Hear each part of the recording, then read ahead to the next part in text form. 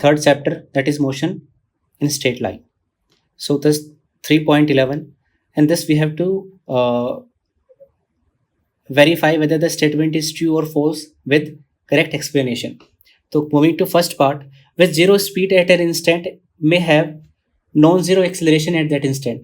अगर किसी इंस्टेंट पर जो स्पीड है वो क्या है, जीरो है, बट एक्सेलरेशन नॉन जीरो है. सही है, क्योंकि जब आप किसी पार्टिकल को u वेलोसिटी से ऊपर फेंकते हो, प्रोजेक्ट करते हो, तो हाईएस्ट पॉइंट पर v जीरो होता है, लेकिन एक्सेलरेशन इज g डाउनवर्ड. तो with zero speed at instant have non zero acceleration, so this is true. B part, with zero speed में have non zero velocity.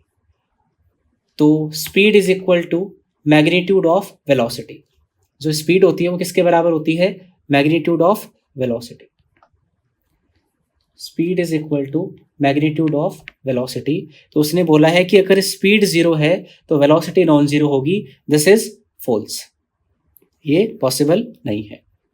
C part क्या है, with constant speed must have zero acceleration. So this is case of one dimension. तो one dimension में अगर speed constant है तो उसका acceleration क्या होना चाहिए, जीरो होना चाहिए. वन डायमेंशन का केस है, इसलिए ये क्या हो गया, सही हो गया.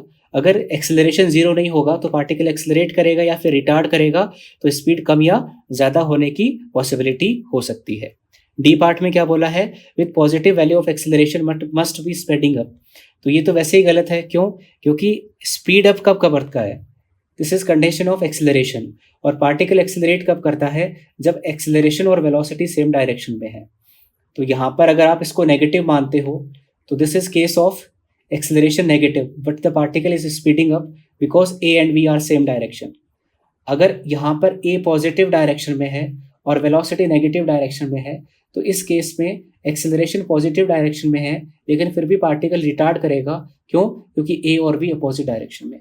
तो एक्सेलरेशन और retardation are decided by direction of acceleration and velocity, not by sign of acceleration.